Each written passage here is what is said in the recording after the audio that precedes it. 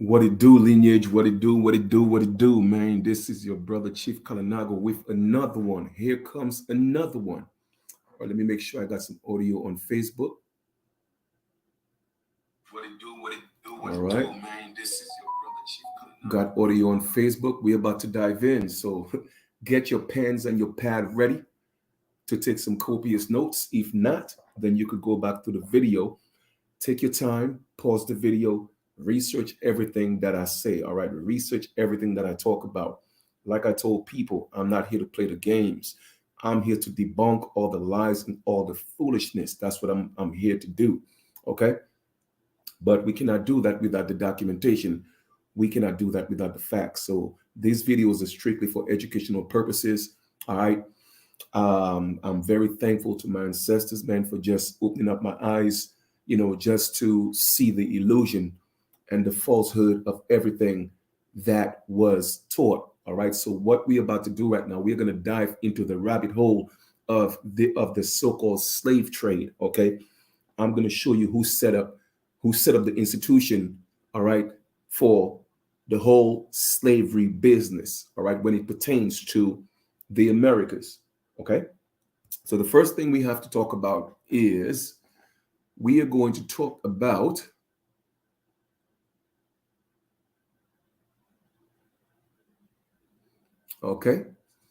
we are going to talk about, like I said, the whole slave narrative.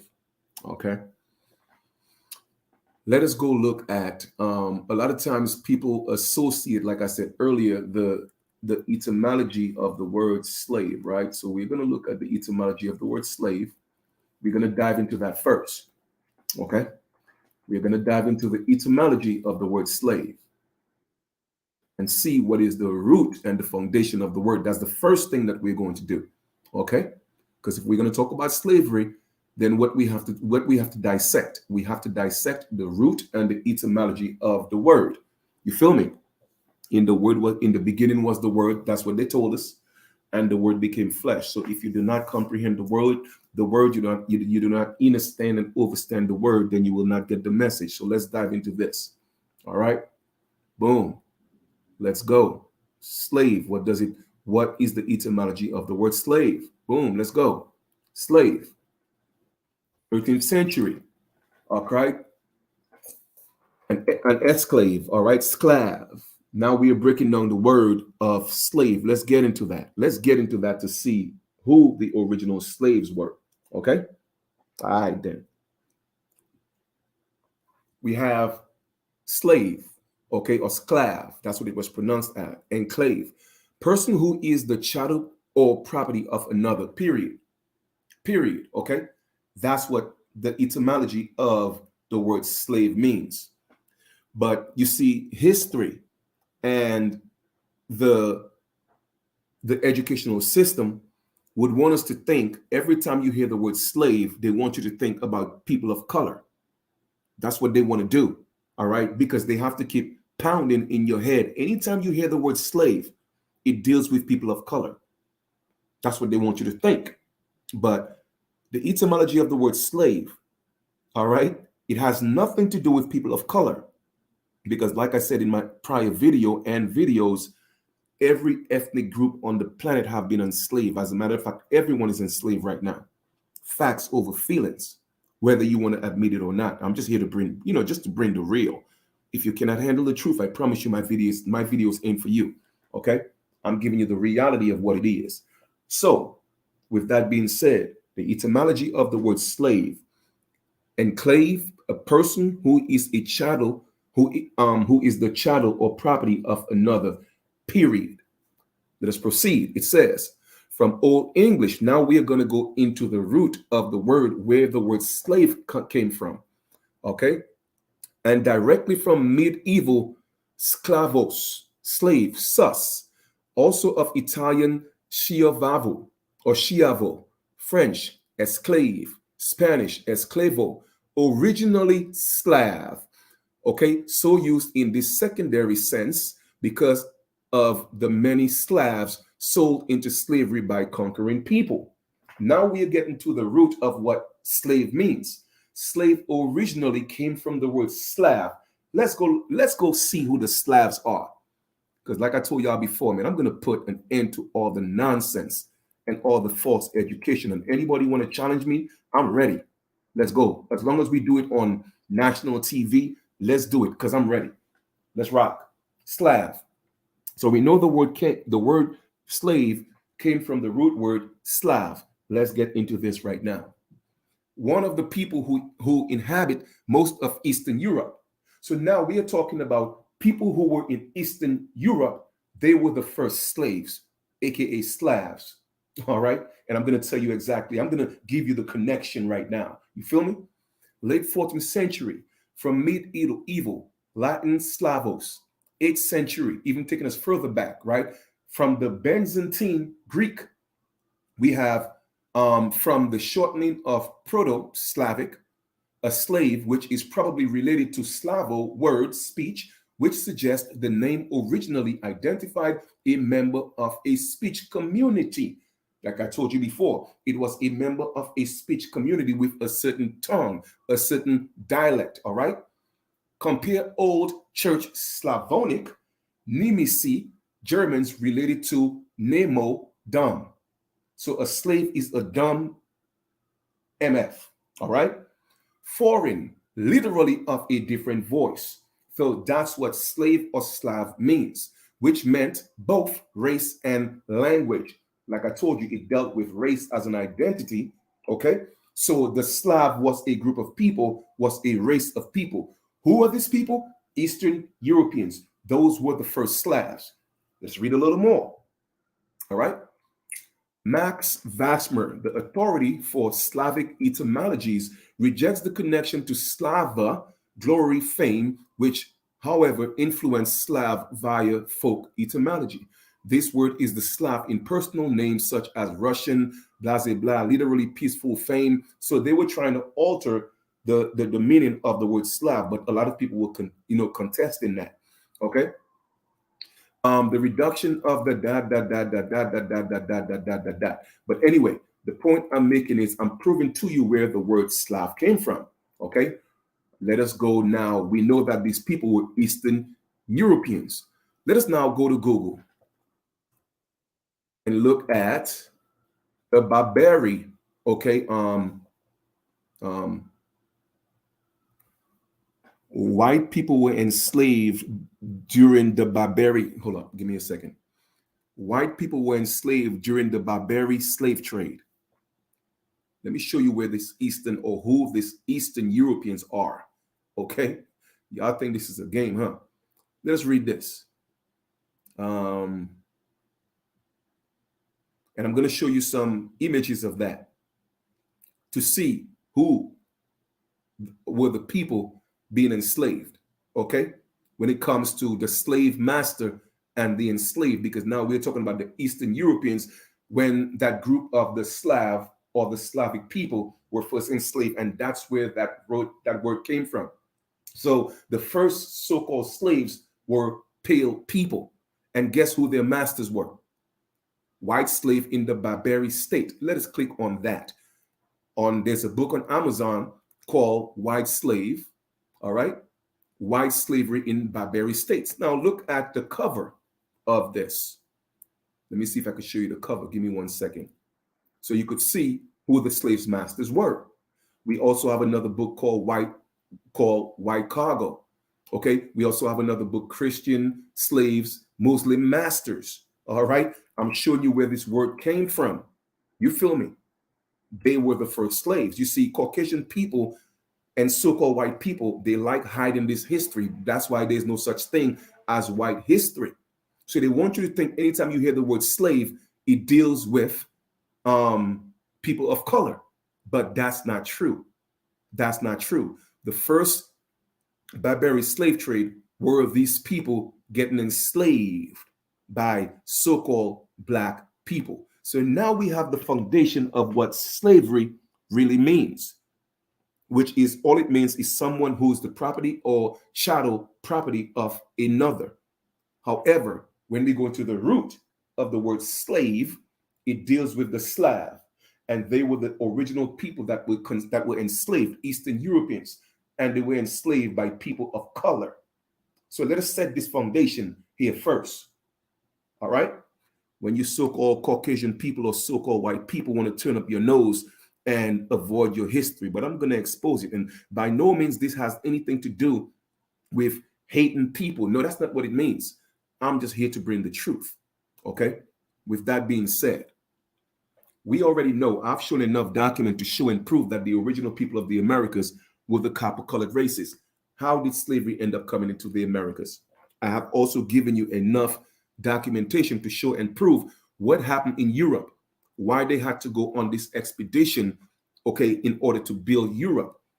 Because we are going back all the way to Rome, all right?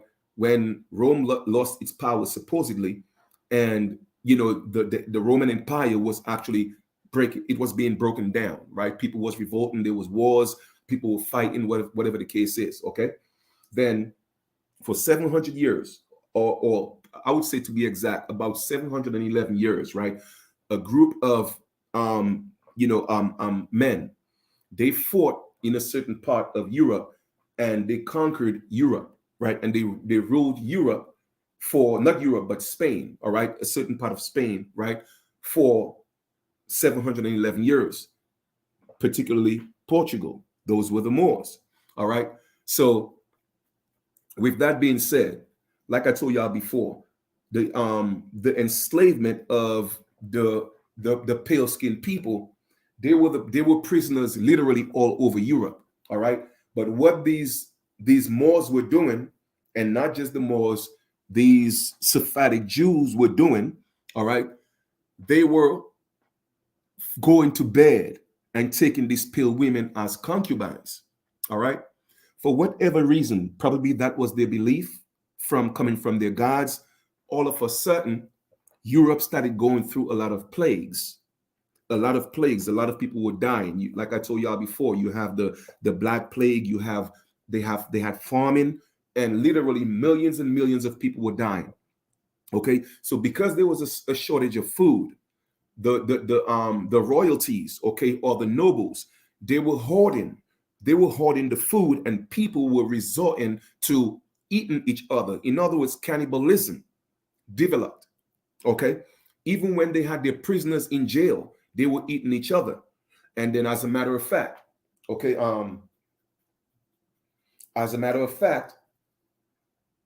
when those prisoners started dying, and a lot of people in the streets were revolting, they were putting them in jail as food for prisoners who were already there. And then when they died in the jail, they would throw them in a dump a few miles outside of the prison walls, and the people in the streets would go eat those dead carcasses because they did not have anything to eat. And I'm not just talking about pale people. I'm talking about so-called people of color as well, because that was happening all over Europe. So I'm giving you the premise of why these Europeans needed to rebuild Europe. Okay? They needed to rebuild Europe. All right? So when the Moors lost their reign, they had partners now. They had partners, like I told y'all before, the learned Jews, which we call the Jewish people today, and they had the original so-called Jews, right? So they were all partners in that. When their children got in power, meaning that the mixed children, mulatto of the Spaniards, all right, Isabella, Ferdinand, they came together to fight their fathers, and they were victorious. So therefore, Spain, Europe was going through this rebuilding, okay, process, and they wanted to get resources. All the resources in Europe were depleted because of the famine and because of the plague. All right, millions of people died. I'm talking about in the likes, some people say 25 to 50 million. Some people say 100 million, but I'm saying millions of people died because of that. So what they did was they started going into Africa first, all right, enslaving people in Africa, not bringing people into Europe. Then they were enslaving people into Africa, in Africa first, because why? They were depleting the resources in Africa. So they were using the Africans to do that. The same way they were using American Indians in the Americas. They were not yet taking Africans into Europe, all right? Because Europe already had a so-called Negro population. So when they went into Africa, they made deals with the chiefs and kings of Africa. Once again, commerce was established. Because they cannot just enslave people like that. It had to be done through a company, all right? And then the leaders or the chiefs or the kings, they were the ones putting their people to work as servants, all right? So it was not enslavement, so to speak. The only time there was a thing called slavery that dealt with the Slavs. Let us put this in perspective, okay? Coming into the Americas now, when the Moors and the Jews, they were being expelled from Europe, a lot of them started going into different parts of Europe and back into Africa. However, boom, a light bulb went out. Man, listen, there's this new world. We used to do commerce with these people. All right. Let us look into that. As a matter of fact, they did not know the expansion of how huge the Americas was. All right. America is bigger than they are telling us. You feel me? Russia was part of America, where you had the Tatar Empire, which were people of color, the Phoenician Empire, which were people of color. All those people were people of color. So Russia was part of America, okay? But a different empire, just like how you had the concept of Egypt and you had the Mesoamerica. We were and we still are a great people. So when Russia separated, okay, Alaska was still part of the separation that went with Russia, but the United States bought back Alaska. Just like how Mexico was part of still what we call, well, no, California was part of Mexico, but it was still in the Americas. So I'm just showing you how land was sold and they made the Americas a lot smaller than what it is or what it was. Okay, so let us come into 1492 now. So they lost their reign in 1492 and they said, hey, listen, man, an untouched land, virgin land, okay? It is still the Garden of Eden, all right? So boom, what they did was they sent some people as a test. If you go read the Bible, you'll see that's what they have always done. They did it in Africa, they did it in Asia, and that's what it was. They send people first, like scouts, okay? That's what the Lord God was telling the Israelites to do. Go as scouts, send people as spies, and see if the land is fertile, see the temperament of the people. All that stuff is actually in the Bible. Not saying that the Bible stories of the Americas, but that's what they did, period, in Africa and Asia. Okay? But they repeated the same thing in the Americas because the blueprint was already set. Okay? The blueprint was already set. All right? So when they came, they did not first enslave the American Indians. No, they came in as brothers because I told you these people were people of color. And that's why I give you all these documents to prove to you and show you who these people were. So when they came, we saw brothers that we had never seen, but brothers from another land. We embraced them. Okay. We, based on their voyages, they had shipwrecks. Okay. So a lot of our people went out. I'm talking about people in the West Indies, went out, pulled them in, fed them, gave them little plots of land to grow food for them and their people. Now, it was all men, okay? No women, all men. Therefore, our women were still here, okay? Our women never came. Let's put this in its proper context, all right? Slowly but surely, these black devils, they started infringing on our land and taking more land because what they started doing, they started taking rope and they started creating little sections for themselves and talking about, well, this is ours. You cannot take that. You cannot come here. All right. And all people is like, yo, what are you talking about? We gave you some land to grow some food. So when you rebuild your ship, you could go back where you came from. But no, that's not what it was. So when they started learning our dialects and started learning our culture, they realized our culture was different from them because it confused them. How is that these people are living in what they call living in God? These people are what they call supposedly spiritual. I'm using that word spiritual very lightly. And these people have a matrilineal system and they're living in peace. And when I say matrilineal system, what it means is that inheritance was passed on through the mother. Okay, it was passed on through the mother because a lot of people are confusing a matrilineal system to think that women were controlling men. No, that's not what it means. All right. Women had their role, men had their role. No one was controlling anybody. As a matter of fact, it was a matrilineal system. Inheritance was passed on through the mother. But guess what? The women chose the chiefs. Okay? The women chose the chiefs. Facts over feelings. When there was any major decision to be made, the women were the ones that the chiefs would go to, and the women would be the one to give the nod, whether we should cut a head off or save that individual. All right? That was how much power we had in our women. Okay? And it was a respectful thing. It was no ego. Nobody was trying to control anybody. All right? So with that being said, when that was happening, it was time. They spent about a year. So we're talking about 1492. Then we're going to about almost, I would say, a year or whatever. They left, right? They left and they came back. When they came back with more people. Okay, so they had learned our dialects because they took a few of the American Indians back to Europe with them to teach them not the language, but the dialect. So they learned that. Okay, and when they came back prepared. So now they were able to speak the dialect. When they realized that we had so many different so-called tribes with different dialects, they learned the dialect of different tribes and started turning the people against each other. So, in other words, give example, you had what you call the Arawakan people, the Arawak, right?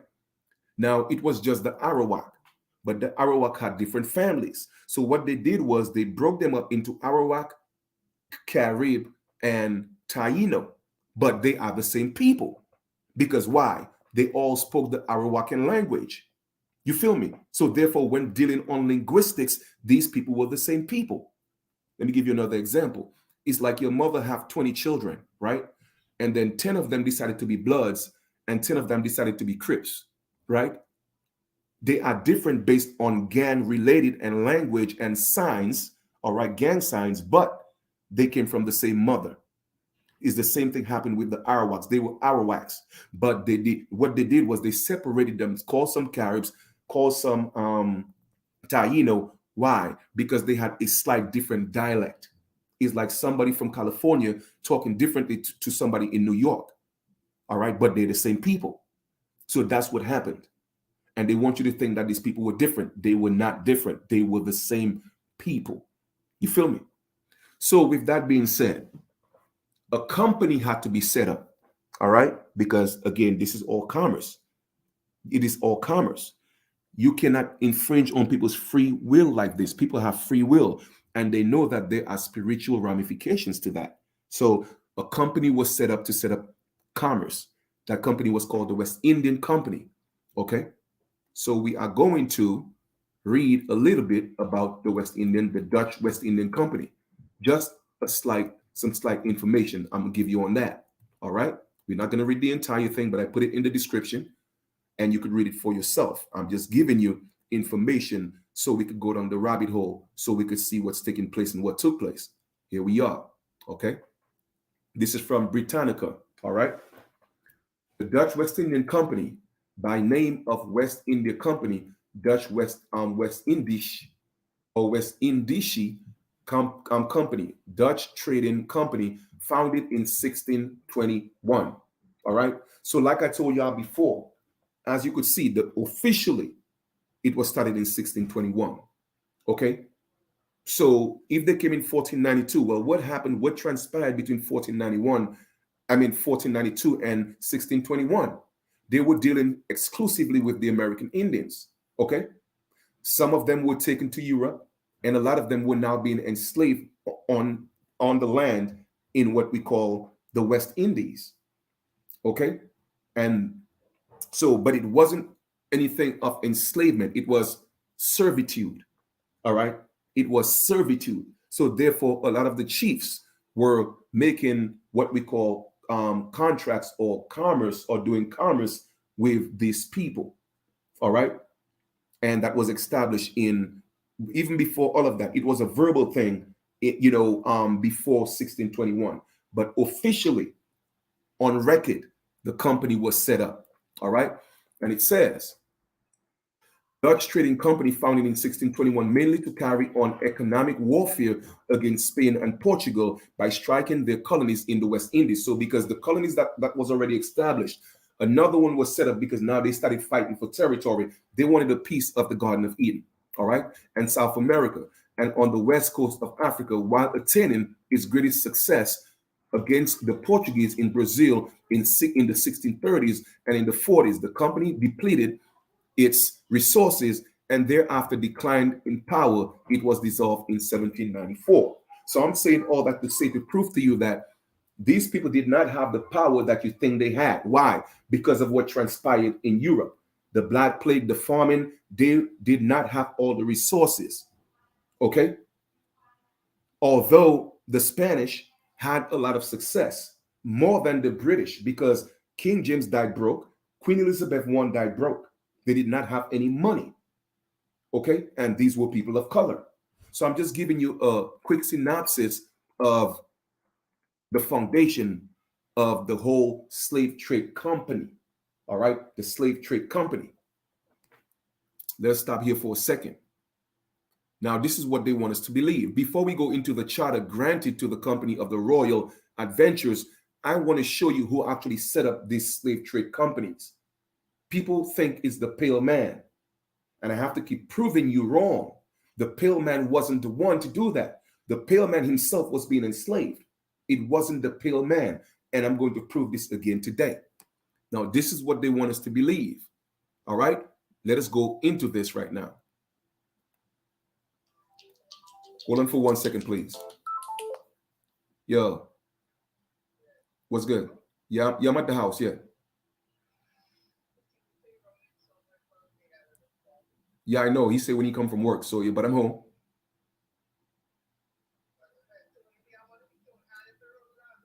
Nah. Nah, just I'm home. Whenever you're ready, just come through. All right? Because I'm doing. All right, so you want me to open up the door for you, or you want to wait for Timmy? All right, wait for him because I'm doing a video right now. Yeah, I didn't get him. But I know Kev is coming through. But all right, so just wait for Timmy. Wait for Timmy. I'm doing a video. All right, cool. All right. All right, give me 1 second, lineage, real quick. Boom, boom, boom, boom, boom. All right, here we are. Okay.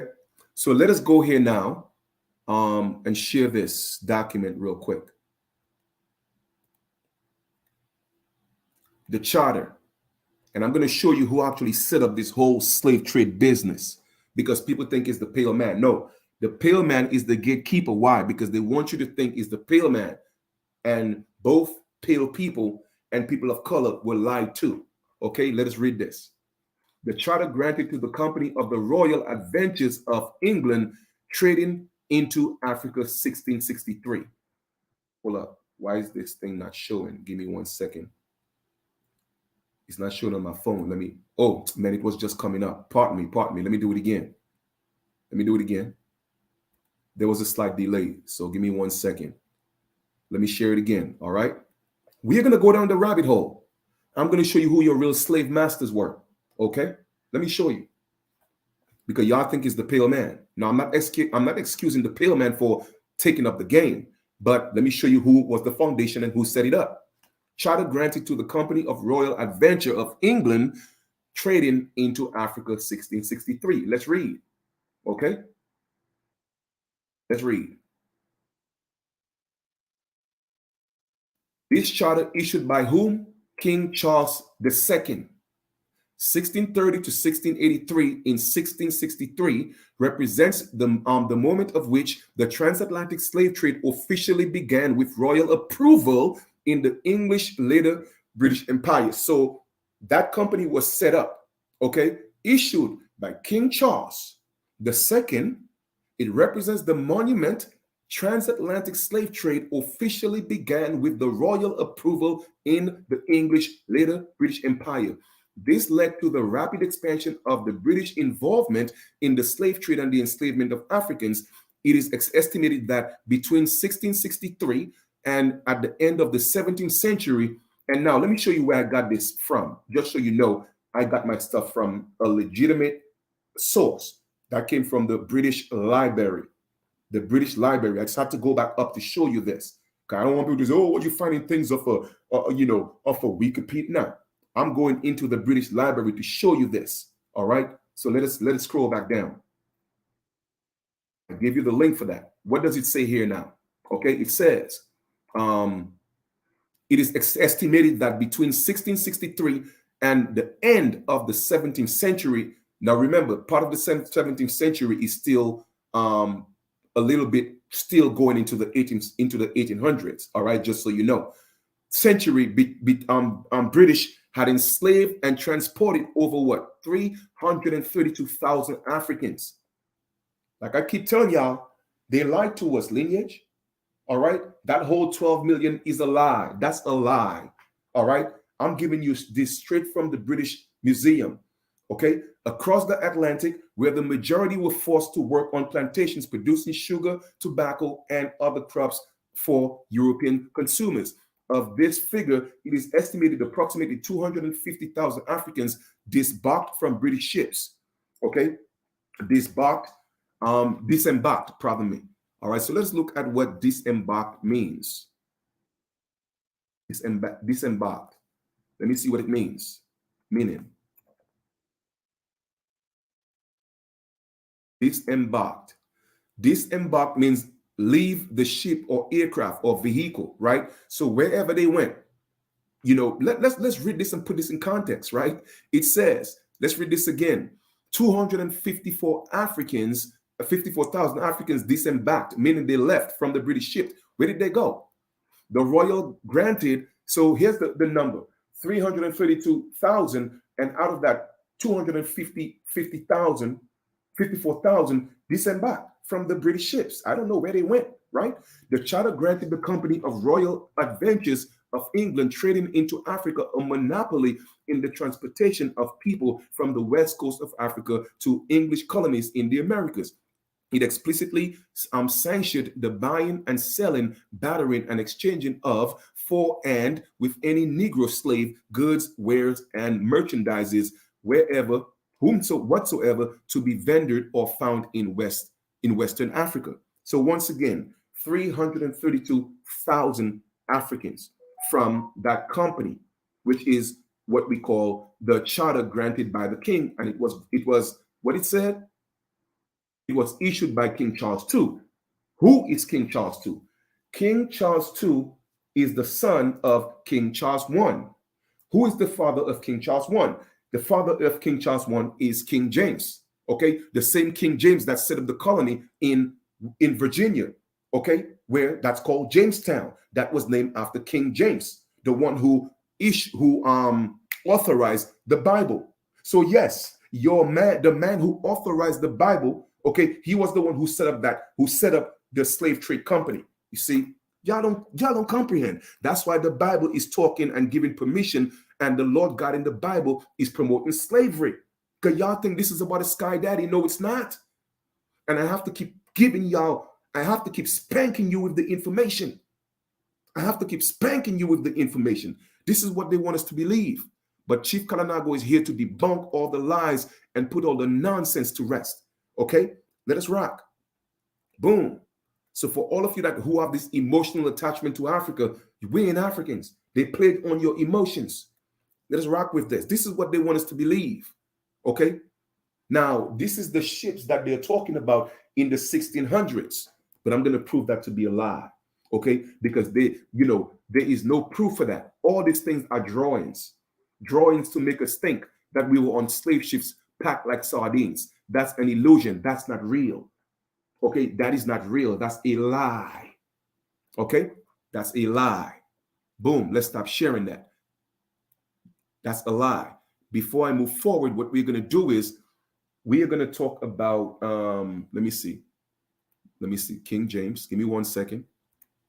All right, King James, King James. All right, so we're going to talk about King James' sons, just so we could prove what I'm talking about. Let us get this and show you once again who these people are. Here are King James's sons. He had 3 sons. Okay, that's on record, or at least that I know of. We had Charles I. King Charles I was his son. Henry Frederick, Prince of Wales, was his son. Robert Stuart, Duke of Canterbury, was his son. They were all stewards. Okay, like I told y'all before, Harriet Tubman was a steward. She was of that line. They were the Jacobins, the Hebrews, the Israelites. Those were their kings.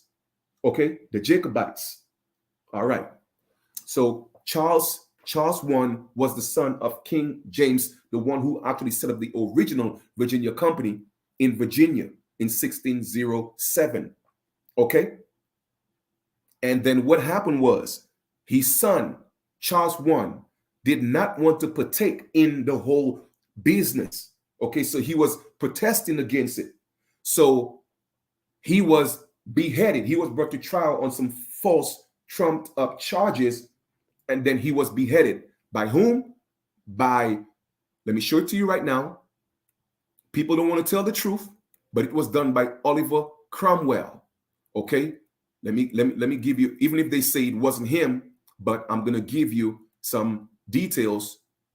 All right, I'm gonna give you some details to show you what happened after he was beheaded. How is that Oliver Cromwell was the one who had such a prestigious position? Let us get into that real quick. All right, so we are talking about Charles I, the son of King James. King James 1 and 6, okay? Because he had two titles. Let us read a little bit and see Cromwell, his position after that. Let's read this. Oliver Cromwell was best known for being Lord Protector of the Commonwealth of England, Scotland, and Ireland after the defeat of Charles I in the Civil War. He was one of the main signatories on Charles I's death warrant. After the execution of King Charles, Cromwell led the Commonwealth of England. Okay, so what King Charles was trying to do, he was trying to introduce what's called a de jure government. Okay, give it back to the people. But Cromwell was Jewish, one of the pale Jewish, one of the learned Jews. Okay, so he did not like that. They had a lot of power. Even then, they had a lot of money. So they plotted and executed King Charles I. And on his death, Cromwell wanted now to go back to a de facto government. Okay, but he couldn't do it. So what they did was Charles II had to take power, and Charles II was the one who took over what you call the Royal African Company that promoted and continued the slave trade. But it was King James. It was King James, the one who authorized the Bible, where they named Jamestown after him. He was the one that founded the company to start the whole slavery business for all you Christians and you believers. Okay, let us proceed. I have already shown you yesterday or day before yesterday who the Charleses were. But just for the purpose of this video, let us go back here, Chief Kalinago. Let's go back here and give them the description as more proof once more that it was King Charles was a man of color, King James was a man of color, and it were people of color who set up this slave trade business. It wasn't the pale man. So y'all here in the United States asking the pale man for reparations. The pale man cannot give you reparations. He did not enslave you. All he did was took over the game. Okay? And when he took over the game, it was only on paper. Okay? It was only on paper. But maybe Chief don't know what he's talking about. Let's proceed. Let's get back here. Okay? Boom. Memoirs of the Secret Services of John Mackay. We already went over that, but I'm just going to show you the description of King Charles. Okay? Check this out. Let us rock. I already showed this in videos prior. We're just connecting the dots right now. What does it say? Charles Lennox, Duke of Richmond, is the son of King Charles II. King Charles II, the one that took over the American company because his father was beheaded and that was instigated by Cromwell, okay, which was the son of King James, the one whose Virginia, Jamestown was named after him to set up the Virginia Company to start the whole commerce and slavery business. All right, I'm connecting the dots. Like I tell people, I want to make sure everything is coherent, right? Charles Lennox, Duke of Richmond, okay, is the son to King Charles II by Duchess of um, um, Portsmouth. He was carried by the mother into France into the reign of King James. Okay, King James was his grandfather or his great grandfather, and left France in the reign of King Williams when he declared himself for the religion and constitution of his country. He's a gentleman, good natured to a fault, very well bred, and have many valuable things to him. In an enemy benefits, very credulous, well shaped, black complexion, much like King Charles. Okay, my brothers and sisters. Okay, hold on for 1 second. Give me 1 second. I got to get this door real quick. I got somebody coming to pick something up. It's always when I'm about.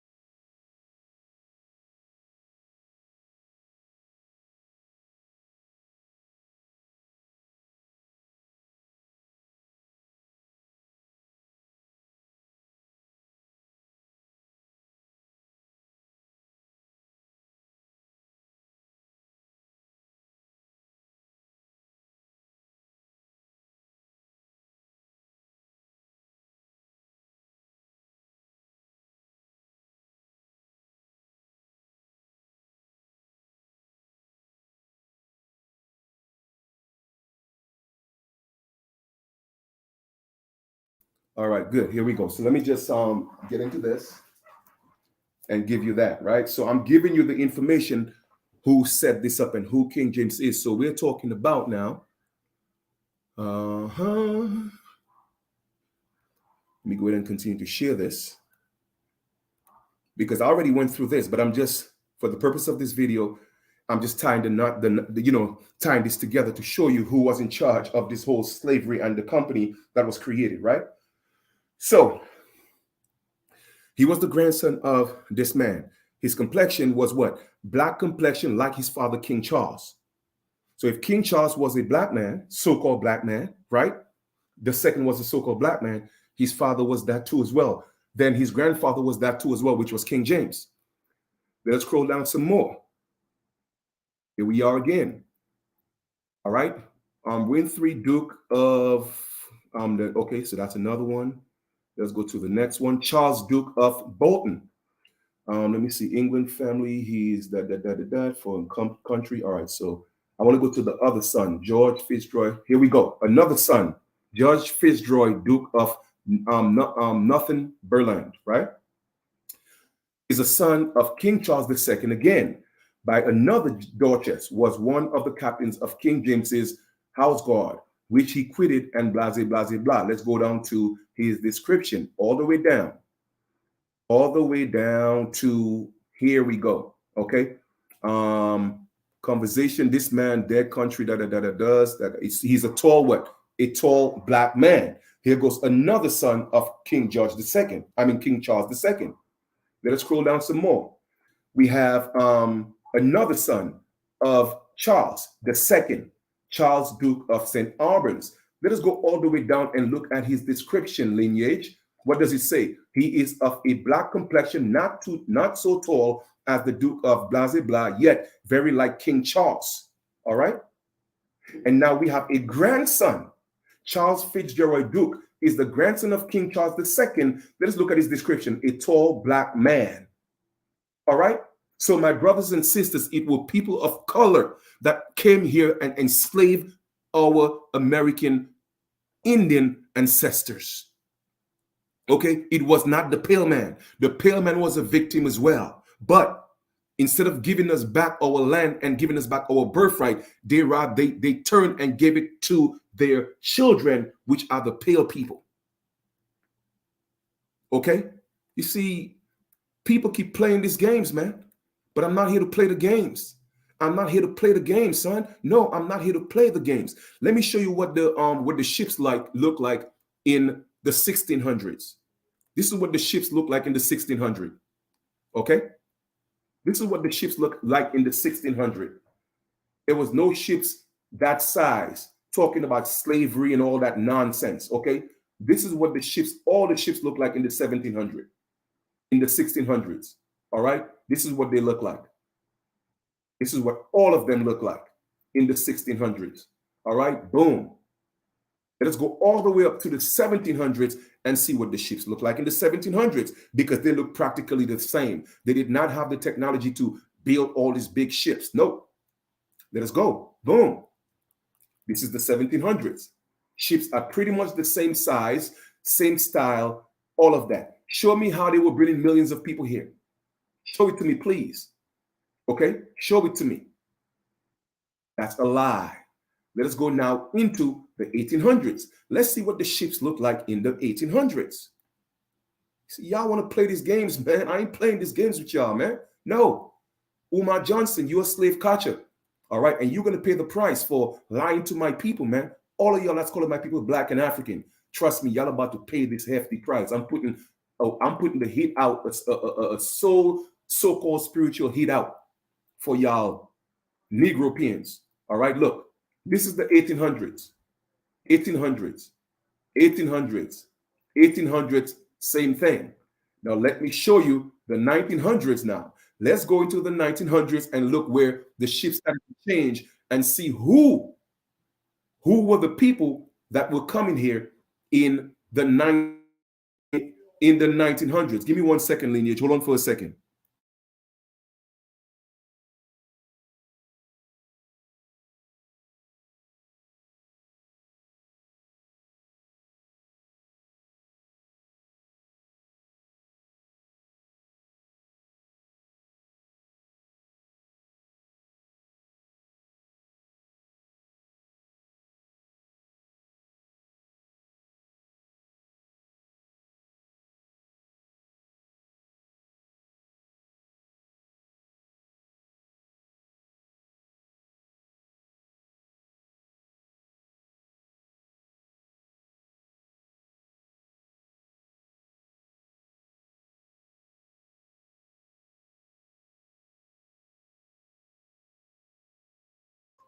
All right, so let me show y'all the 1900s now.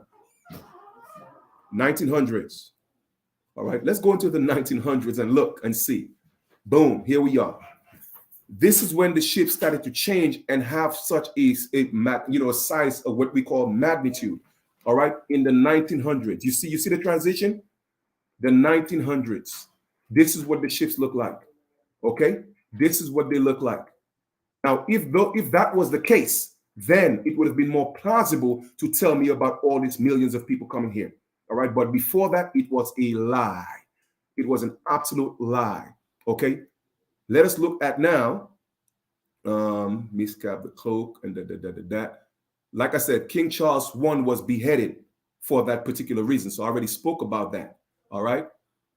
What else are we going to talk about? We're going to talk about, let me see. All right, so we did that. I'm talking about the ships that came here in the 1900s that brought millions and millions and millions of pale people. Let me show you the only proof that they have of people coming here in the millions were Caucasian people. And I'm going to show it to you right now. Okay, I'm going to show it to you right now. Here we go. Those people came through Ellis Island. That's the only proof that's on record of people coming here in the millions and millions and millions, whether it's a servant or whatever the case is. But that was in the 1900s. Here they are, all pale-skinned people coming through Ellis Island in the millions, Okay, that is them right here. So don't let nobody fool you with the lies, man. Don't let nobody fool you with the lies. Okay, you see that? Here we are. Here we are. Boom. Let me see if they're going to show me this picture right here. Let's see if we can blow up this picture real quick. All right, here we are. That is their story, man. You see, all pale-skinned people. Show me a picture of real people on slave ships coming here from Africa. Show me real pictures. They don't have that. They will not show that because it wasn't true. You feel me? But I have the facts and show you that the millions of the pale people who came here, and I have the pictures to prove it. Stop playing the games. All right. And just for the record, just to reiterate, like I told y'all before, it was King James who set up the colony in Virginia, the one who authorized the Bible. Okay, he set up the foundation for slavery. Then his son wanted to go against it, which was King Charles, and they beheaded him. And his grandson King Charles II took it over and said, "Nah, we're about to get into this slavery business. Let's do this." And they set up the African company to start enslaving people. All right. So I just wanted to give y'all a synopsis of how this went down, how it went down, and the foundation of this slavery. So for all you Negroes asking for reparations from the pale man did not enslave you. Okay. He only took over the game on paper. That's what he did. It was handed over to him, and he's just a gatekeeper. He's not the real boss. Okay, he's not the boss. He's a puppet that they put in place so that you could hate them. What they did was they knew that their children fought against them. So they want you to rise up against their children, to destroy their children. But no, that's not our fight. Our fight as American Aborigines is not to fight against the pale man and hate the pale man. No, the pale man was only doing the bids of his forefathers, which were the ones who set up the forefathers who set up the 13 colonies, the founding fathers of the United States. They were Negroes. Okay, they were Negroes, and I've given you all the proof. All right. So with that being said, I want to thank you for being a part of the build. A couple of my boys, came over. So we're gonna do a little build, all right? Because that's what I do. I teach, I build. All right. So I love y'all and enjoy the rest of your continuation. This is your brother Chief Colonial. All right. Peace.